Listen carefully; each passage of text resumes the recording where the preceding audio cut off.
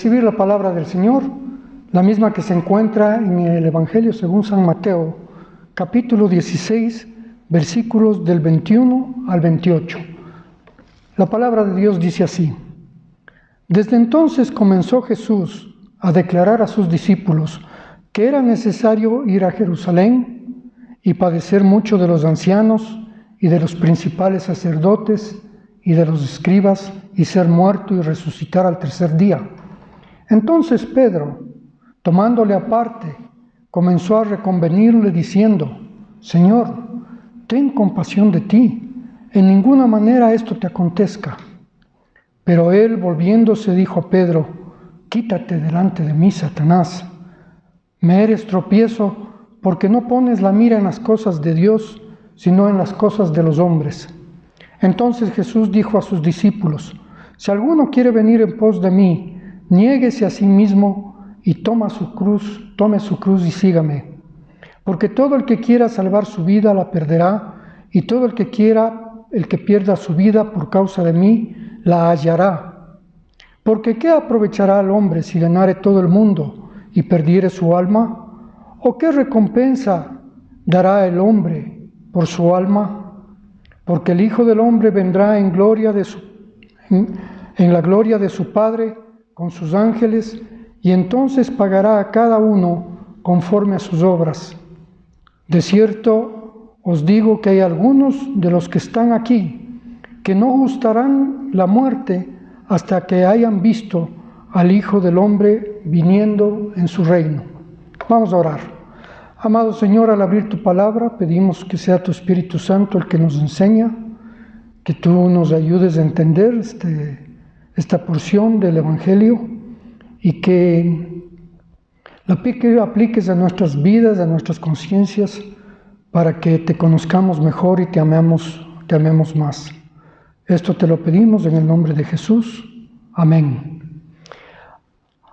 Este texto necesitamos, para entenderlo correctamente, necesitamos verlo en su contexto. Y así es con toda la Biblia, se podría decir. Todo texto hay que verlo en el contexto en que se encuentra.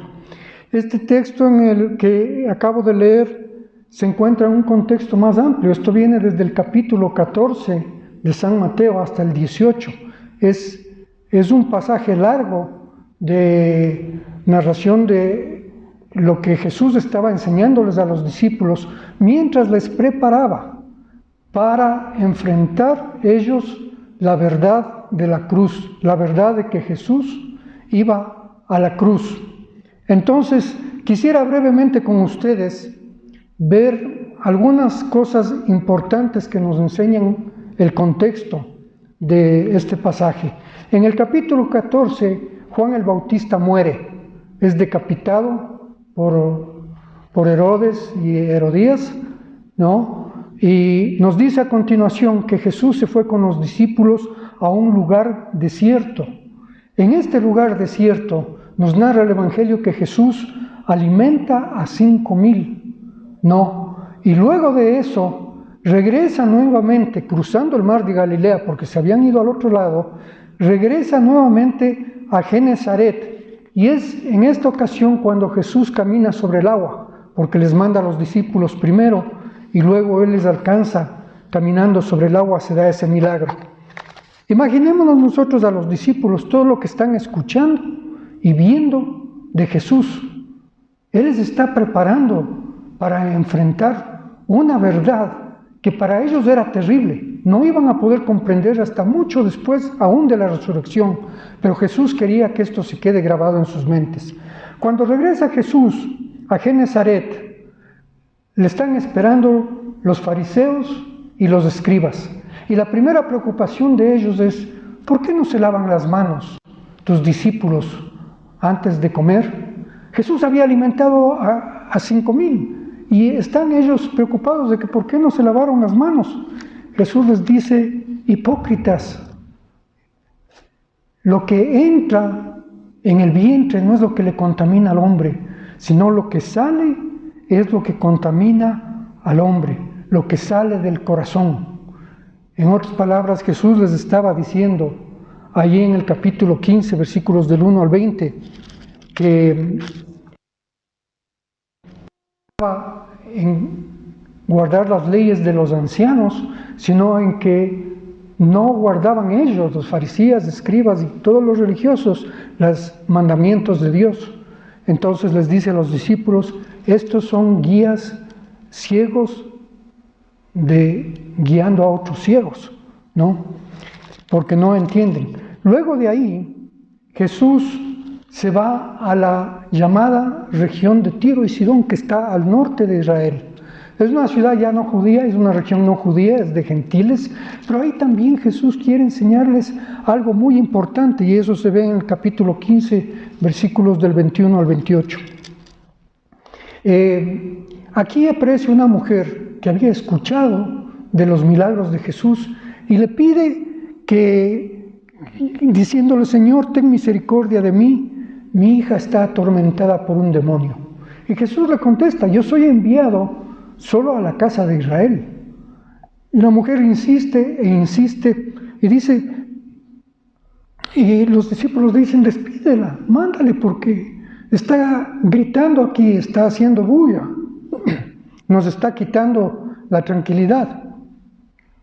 Entonces dice Jesús, yo soy enviado a las ovejas perdidas de la casa de Israel. Y ella continúa ahí postrándote, pidiendo socórreme. Y entonces Jesús le dice algo que debe haber impactado a los discípulos. No está bien, dice Jesús, tomar el pan y darlos a los perrillos. Porque los judíos llamaban perros a los que no eran judíos. Entonces, aún Jesús, con cariño, pero le hace saber a ella que no es parte de la casa de Israel, y a los discípulos también quiere enseñarles algo. Pero ella contesta, aún los perrillos comen de las migajas que caen de la mesa. Y Jesús le dice, grande es tu fe, hágase como tú quieres.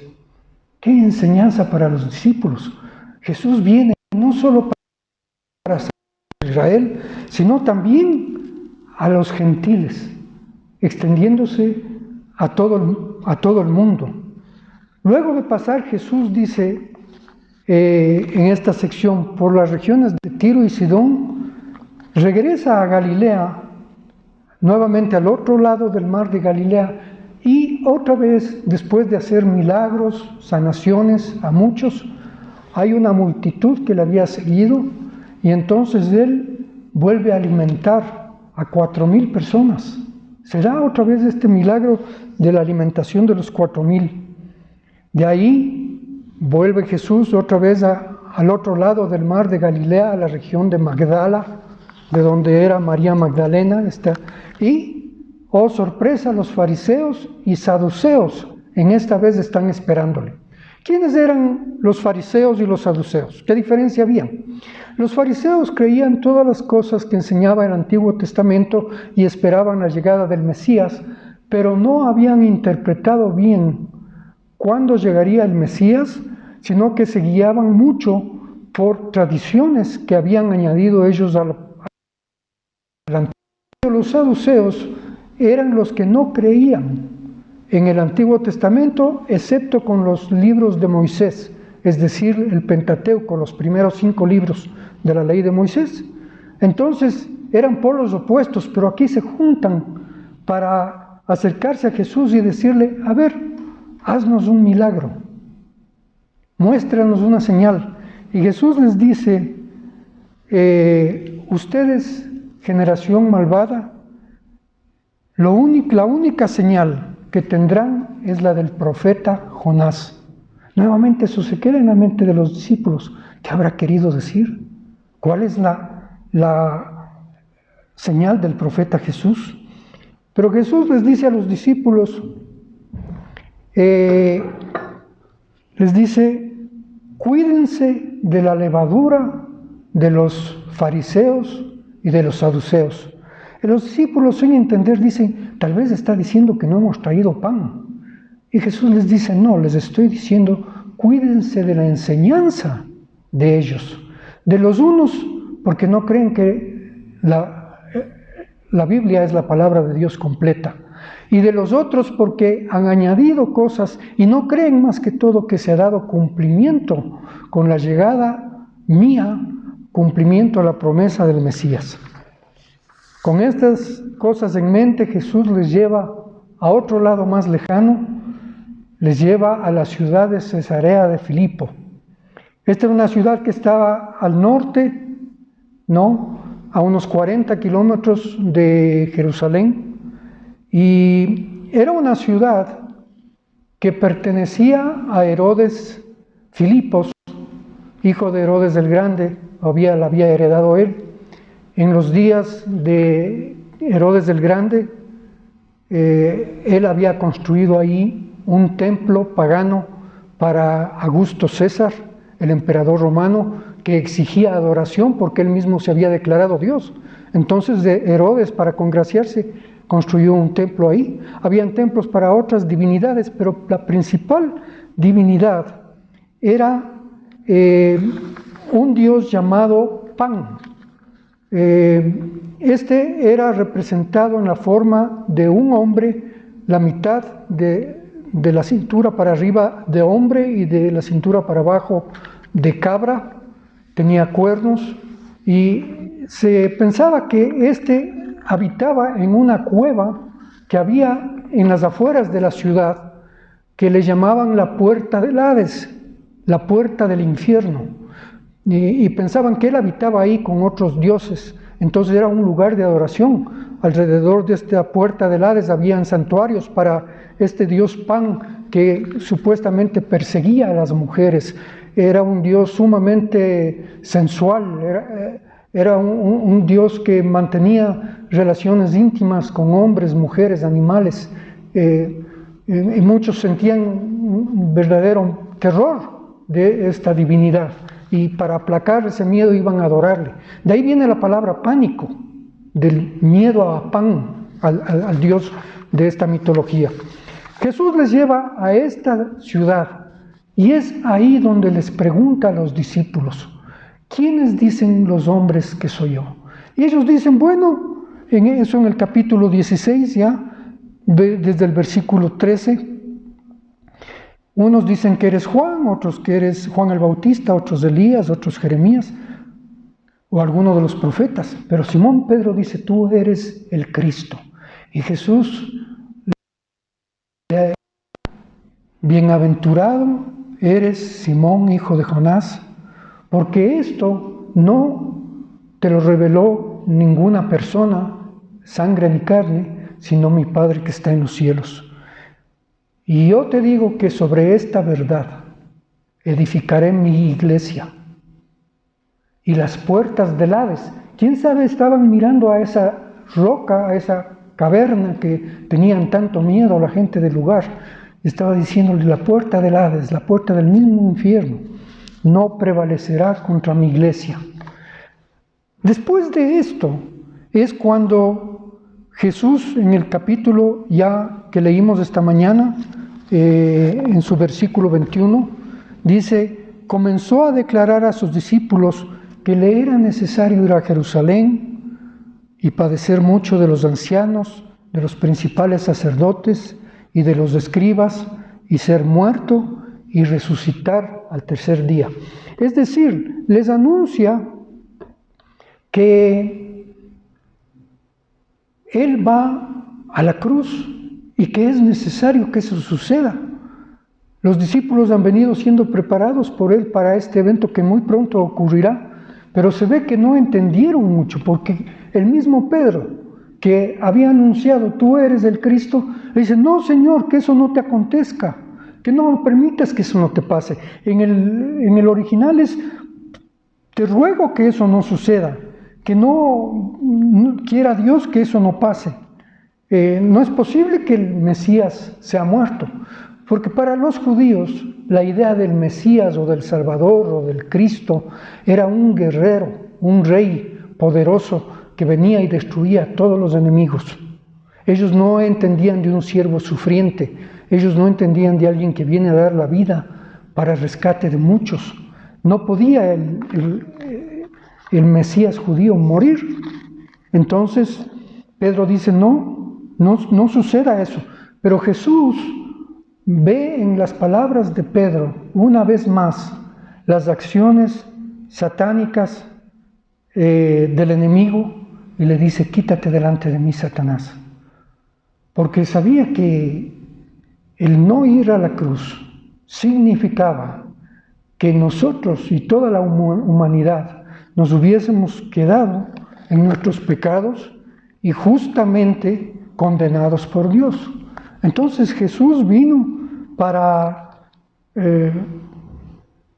salvar, para cubrir nuestras deudas y para garantizarnos la vida. Pero el diablo estaba diciendo: no, eso no pase. Y estaba usándole a Pedro para que haga eso. Pedro no escuchó que va a resucitar al tercer día Jesús, no entendió sino las primeras palabras que le golpearon: ¿qué? ¿Tú vas a morir? Pero nos dice el mismo Pedro más tarde, cuando habla en el sermón de Pentecostés, dice lo siguiente a los que le estaban escuchando: óiganme, porque Dios ha cumplido así lo que antes había anunciado por boca de todos sus profetas, que su Cristo había de padecer.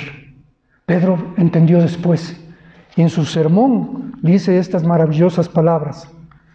Nosotros muchas veces nos olvidamos de lo que Dios nos ha concedido en Cristo, de nuestra identidad en Cristo, y queremos salvarnos a nosotros mismos. Queremos nosotros mismos ser los que ganamos el perdón de Dios a través de nuestras buenas obras, de sacrificios, a través de una variedad de actividades, entre comillas, santas, buenas, cristianas, religiosas, que van tomando lugar, van sustituyendo en algunos casos al sacrificio de Cristo. Ellos además no entendieron lo que les había hablado Jesús de la señal del profeta Jonás, y aquí les dice: al tercer día resucitaré. No, Pablo, hablando de la fe de Abraham, les escribe: no solamente con respecto a Abraham se escribió esto, que su fe fue contada, sino también con respecto a nosotros, a quienes ha de ser contada. Esto es, a los que creemos en el que levantó de los muertos a Jesús, Señor nuestro, el cual fue entregado por nuestras transgresiones y resucitado para nuestra justificación. Muerte en la cruz y resurrección son la garantía de nuestro perdón, reconciliación y paz con Dios, la garantía de las promesas de vida eterna que nos da Cristo en el Evangelio. Ahí están mostradas en la cruz y la resurrección, y en la obra del Espíritu Santo, por supuesto. Jesús le dice: Pedro, tú pones la mirada en las cosas de los hombres y no en las de Dios. ¿Cuáles son las cosas de los hombres? Hay dos caminos a seguir: las palabras del Evangelio y de toda la Biblia, o las palabras de los hombres. No decía que Dios es honrado y que le agradamos con nuestros actos y tiene que premiarnos por eso. Por ejemplo, hay muchos dentro de la religión católica que piensan que dándose latigazos o usando los cilicios, que se llaman, que son prácticamente alambres con púas que se amarran a la pierna y duermen con eso, poniéndose piedras en el zapato y caminando con eso, que con eso están agradando a Dios y están acercándose más a Dios. Hay muchos evangélicos también que piensan que si se van a bautizar en el río Jordán, van a estar más cerca, con el bautismo más cercano al bíblico y el verdadero bautismo, o que hacen largos ayunos para sentirse perdonados, o que se sacrifican porque cometieron algún pecado y creen que privándose de algo o aún haciéndose daño a sí mismos, de alguna manera ellos obtendrán perdón de pecados. Eso es poner la mirada en las cosas de los hombres. Pon tu mente en las cosas de Dios.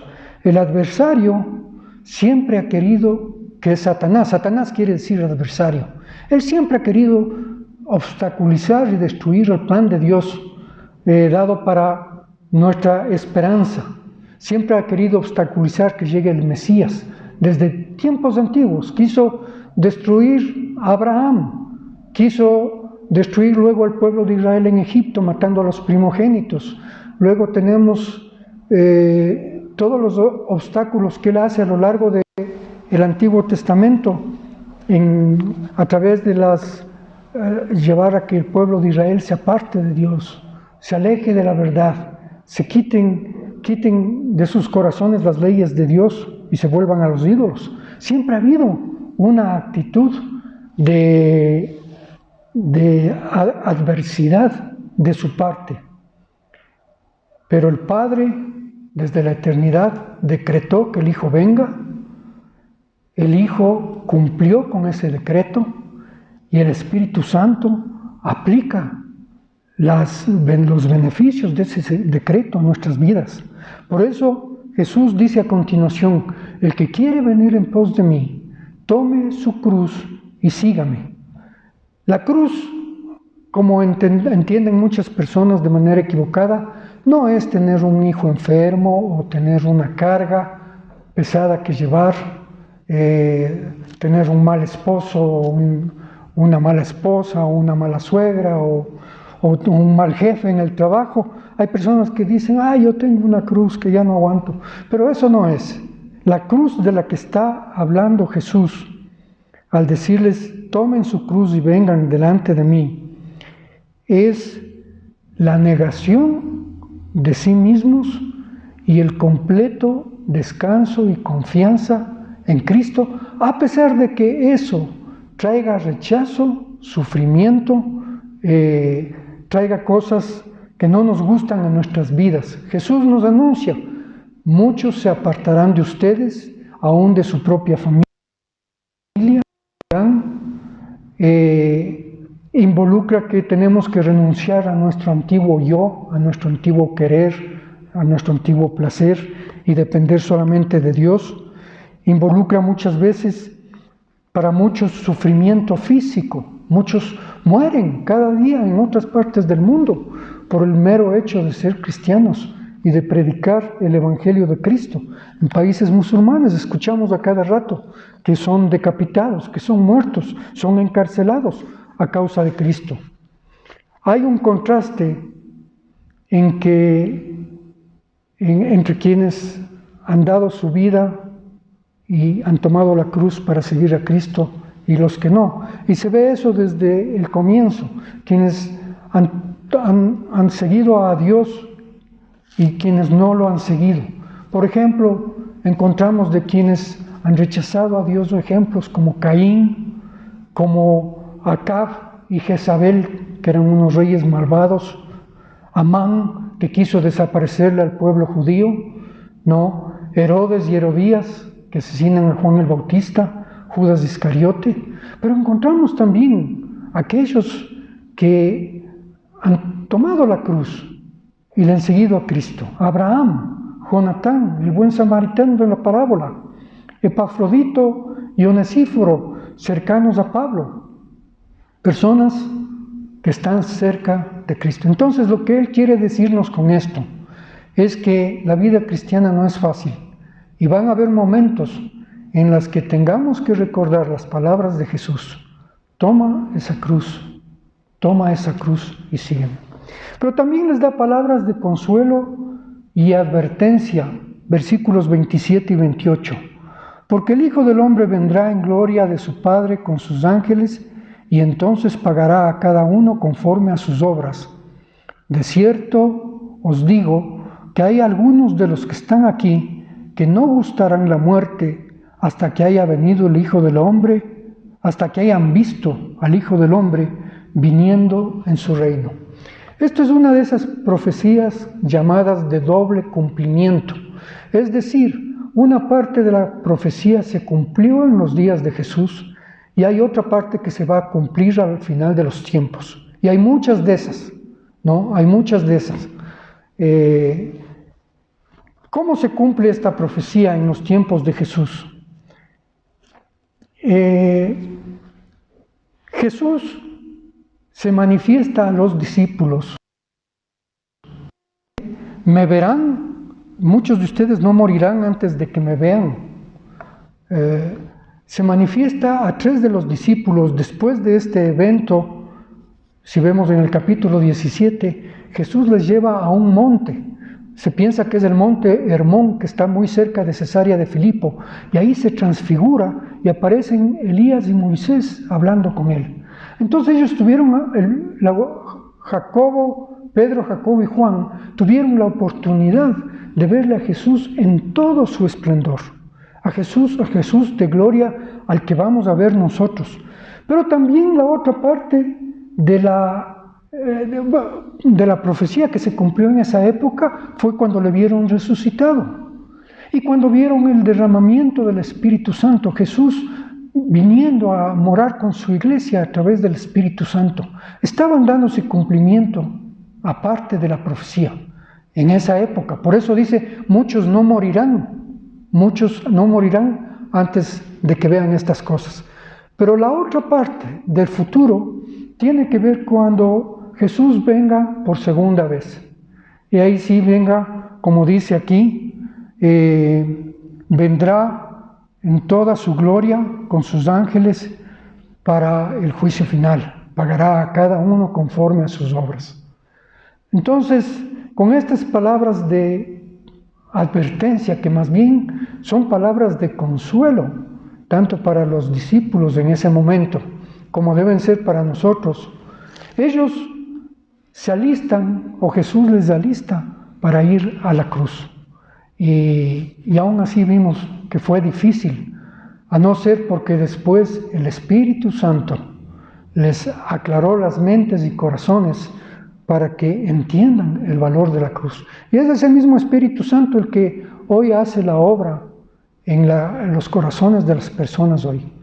Nosotros necesitamos recordar, escuchar y predicar y enseñar a otros.